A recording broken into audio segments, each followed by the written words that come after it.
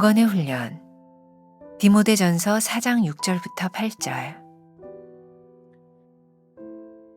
내가 이것으로 형제를 깨우치면 그리스도 예수의 좋은 일꾼이 되어 믿음의 말씀과 내가 따르는 좋은 교훈으로 양육을 받으리라.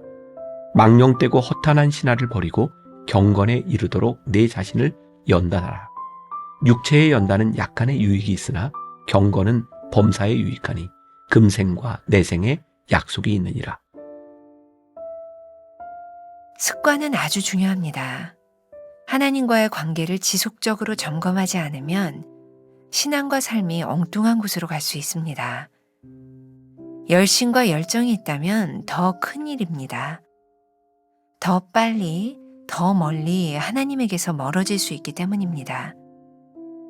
바울은 늘 자기를 쳐 주님께 복종하는 훈련을 했습니다.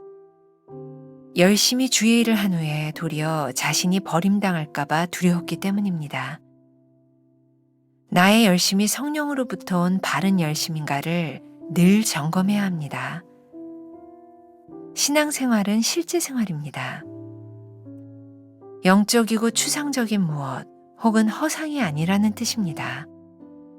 구체적인 삶의 현장에서 예수정신으로 살고 있는지, 성경적 가치대로 선택하며 결정하고 있는지 점검해 보십시오. 믿음은 감정이 아닙니다. 주님을 경험한 기쁨과 감격이 진리이신 예수 그리스도에게까지 자라나야 합니다. 하나님의 음성을 듣고 순종하는 믿음의 과정들을 훈련해야 합니다. 하나님 안에서 시행착오를 겪으며 순전한 믿음의 사람이 되기까지 훈련받아야 합니다. 그리스도인은 성령으로 살아가는 법을 훈련해야 합니다. 우리는 예수님을 통해 하나님의 자녀가 되었습니다. 신분이 달라졌으니 그에 따른 직무와 직능도 달라져야 합니다. 하나님 아버지의 자녀로서, 왕의 자녀로서 하나님 나라의 일을 배우고 내게 주어진 권세를 지혜롭고 덕스럽게 사용하는 방법을 터득해 가야 합니다. 무엇보다 아버지 되신 하나님의 성품과 뜻을 알아야 합니다. 자녀이자 상속자로서 우리의 방향과 의도가 아버지 같아야 하기 때문입니다. 훈련의 과정, 자녀로서의 삶에는 영광과 함께 감수해야 할 고난도 있습니다.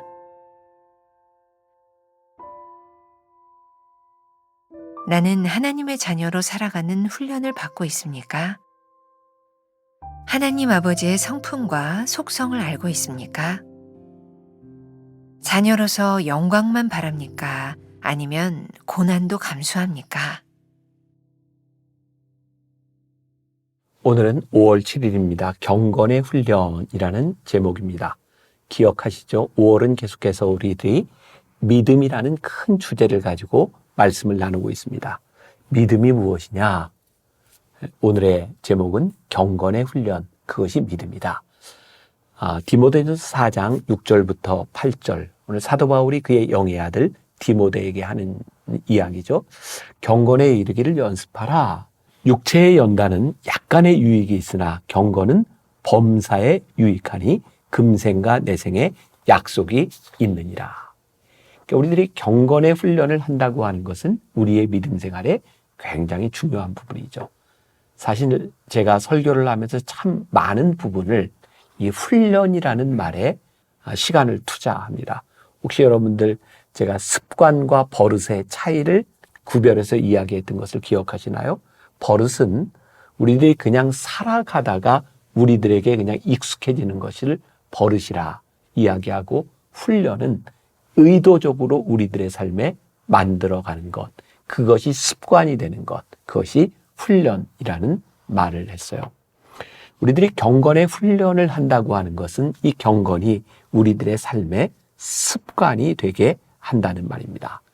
굉장히 중요한 일이죠. 그래서 정말 위대한 사도 바울도 그는 어떤 고백을 하고 있냐면, 그는 매일 자신을 쳐 복종케 한다라는 이야기를 했어요. 그 위대한 사도에게 있어서도 하나님께 순종하는 삶이 얼마나 힘들었으면 매일 자신을 쳐 복종케 하는 그런 훈련을 했을까요? 그러니 우리들이 신앙생활을 하면서 이 경건의 훈련을 하지 않는다면 우리들이 어떻게 이 세상 한가운데서 믿음의 삶을 살아갈 수 있겠습니까? 오늘 하루는 우리들의 삶에 그런 훈련이 되어 있는지 없는지, 그 훈련을 우리들이 얼마나 소중하게 생각하는지를 생각하는 그런 하루가 되었으면 좋겠습니다. 제가 이제 보았던 이야기인데, 우리가 너무나 잘 아는 우리나라 피겨 스케이트의 여왕이라고 불리는 김연아 선수가 있죠. 누구나 짐작하겠죠. 김연아 선수가 얼마나 연습을 많이 했을까? 어떻게 저렇게 완벽한 퍼포먼스를 할 수 있었을까? 바로 그 김연아 선수에 관한 그런 기사, 영상이었는데 2007년이었습니다. 이것저것 아픈 몸을 치료하기 위해 아주 열악한 환경 속에서 눈물을 뚝뚝 흘리면서 훈련 시간을 꼬박 채우고 그 아이스 링크를 나오는 그 김연아 선수에 대한 그 다큐멘터리가 방송된 적이 있어요. 매일 반복되는 훈련과 고통 속에서 김연아 선수가 선택한 것은 포기하는 것이 아니라 그것을 겸허하게 받아들이는 자세였다 그래요. 평소처럼 훈련 전 스트레칭을 하며 몸을 푸는 김연아 선수에게 PD가 무슨 생각을 하며 스트레칭을 하세요? 라고 물었어요. 그때 김연아 선수가 이런 말을 합니다. 무슨 생각을 해요? 그냥 하는 거지. 그렇게 말하며 빙긋 웃어 보이던 김연아 선수의 얼굴 표정이 그 영상을 통해서 많은 사람들에게 감동을 주었어요. 그리고 2010년 밴쿠버 올림픽에서 그녀는 세계 신기록을 수립하면서 금메달을 획득하고 감격의 눈물을 흘리죠. 저는 아주 굉장히 인상적인 말을 여기서 듣습니다. 스트레칭을 하면서 무슨 생각을 하세요? 무슨 생각을 해요? 그냥 하는 거죠. 누군가 우리들에게 이렇게 물을 수 있습니다. 당신은 왜 그렇게 살아가세요? 우리가 경건을 훈련하며 경건하게 살려가는 우리를 바라보면서 누군가 우리들에게 굳이 그렇게 왜 사세요? 라고 물을 때 우리는 이렇게 대답할 수 있을 것 같아요. 왜냐고요? 우리는 그렇게 살아야 되니까요. 그리고 우리들이 경건의 훈련을 살았던 삶이 언젠가 우리들을 영광의 자리, 세상이 이야기하는 영광의 자리가 아니라 이 땅 위에서 믿음을 가지고 살았던 승리하는 사람의 그 자리로 우리를 인도해 줄 거예요. 우리가 신앙생활이라는 말을 합니다. 신앙생활. 사실 우리가 아무렇지도 않게 하는 말 같지만 신앙이라고 하는 것은 생활이구나. 신앙과 생활이 분리된 것이 아니라 신앙생활이구나. 신앙은 실제적인 우리들의 삶에서 이루어지는 일이에요. 그러니까 우리들의 믿음이 실제 우리들의 삶에서 적용되고 신앙을 살아낼 수 있도록 우리들이 훈련해야 되는 거예요. 그저께 말씀을 기억하시나요? 변화산에 대한 이야기를 냈죠. 변화산 정상에서 우리들이 믿음 생활하는 것은 그렇게 어렵지 않아요. 연습하지 않아도 돼요. 그냥 영적인 충만함 가운데서 그냥 되어지는 거예요.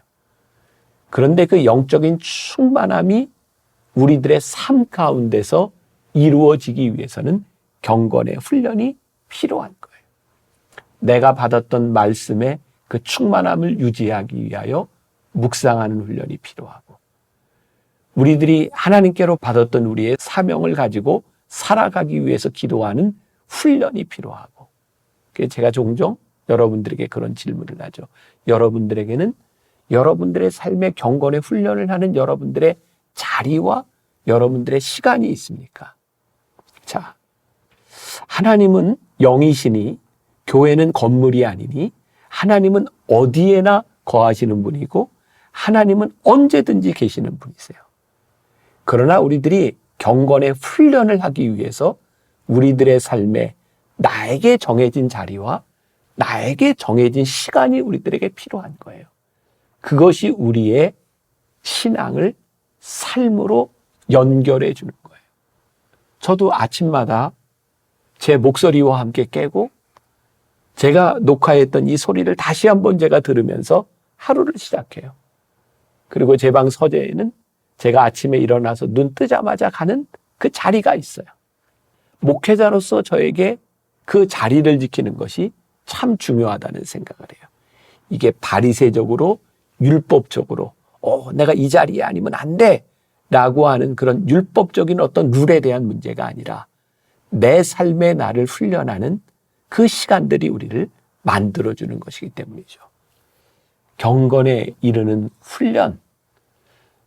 사도 바울이 그의 영의 아들 디모데에게 너의 연소함을 사람들이 무시하지 않도록 내가 경건에 이르기를 연습해라. 이 세상에서 우리들이 경건의 훈련을 하는 것은 하나님의 사람으로 살아가는데 그만큼 필요한 일이죠. 자, 하나님의 숨결 마지막 문단에 보면 그리스도인은 성령으로 살아가는 법을 훈련해야 합니다. 자, 성령으로 살아가는 법이 뭘까요? 요한복음 14장은 우리들에게 성령님이 어떤 분이신지를 잘 설명해 주고 있거든요. 성령님을 보혜사라고 우리들에게 말씀하고 있어요. 우리를 도우시는 분, 우리를 인도하시는 분. 우리들에게 필요할 때 그 모든 것을 생각나게 하시는 분, 우리를 인도하시는 분. 근데 문제는 뭘까요? 우리들의 삶에 필요한 순간에 성령님의 인도하심이 생각나지 않는다면 우리는 성령님의 인도하심을 따라 살아갈 수가 없는 거죠. 저는 제가 개인적으로 좋아하는 말씀 가운데 하나가 영적 민감성이에요. sensitivity. 민감이라는 게 뭔가요? 우리가 혹시 이제 민감성 피부 뭐 이런 말도 듣잖아요. 민감성 피부를 가진 사람은 아무 화장품이나 쓰지 못합니다. 왜? 민감하게 반응하기 때문에. 우리가 성령에 민감한 사람이 된다고 하는 것은 조그마한 죄와 조그마한 더러움에도 우리들이 민감하게 반응하게 된다는 거예요. 성령에 민감한 사람이 돼야 죄에 민감하게 반응할 수 있어요. 성령님의 음성을 민감하게 듣는 사람이라야 악한 소리들이 우리들에게 잘 들리게 되어 있어요. 성령님께 민감하지 못하면 우리는 선과 악도 구별하지 못하는 사람이 되어 있죠. 그래서 이 성령님께 민감하고 성령님의 인도하심을 따라가는 삶을 살아가기 위해서 영적 민감성을 기르기 위해서 우리들이 훈련해야 되는 거예요. 그러면 어떤 것이 영적 훈련이고 성령님께 민감한 것일까요? 지금 여러분들이 이 말씀을 듣는 것처럼 하루 말씀으로 시작하는 거예요. 우리들이 읽었던 말씀, 들었던 말씀이 우리들의 뇌리 속에 계속해서 맴돌 때 우리는 성령님께 민감한 사람이 되는 거예요. 그런데 이 말씀이 우리들 가운데 맴돌지 않고 말씀이 우리들 가운데 생각나지 않는다면 우리는 절대로 성령님 앞에서 민감한 사람이 되지 못해요. 여러분들이 어떤 일을 결정해야 되는 순간, 선과 악의 기로에 서 있는 순간 하나님의 말씀이 우리들에게 딱 생각날 때 우리는 성령님께 민감한 사람이 되는 거죠. sensitivity. 오늘 여러분들의 삶에 경건이 훈련이 되어서 성령님께 민감한 사람이 되는 것, 그것이 믿음의 삶을 살아가는 것이다. 그것이 믿음이다. 오늘 여러분들의 경건의 훈련이 여러분들을 믿음의 삶으로 인도해 줄 수 있기를 간절히 소원합니다. 기도하겠습니다. 하나님, 우리가 때때로 신앙은 신앙이고 생활은 생활이고 전혀 연관성이 없는 것처럼 살아갈 때가 있습니다. 그래서 이 땅 위에 살아가면서 성령님의 인도하심을 받지 못하고 성령님은 우리와 아주 멀리 떨어진 존재인 것처럼 느껴질 때도 있습니다. 그런데 믿음은 우리들에게 이야기합니다.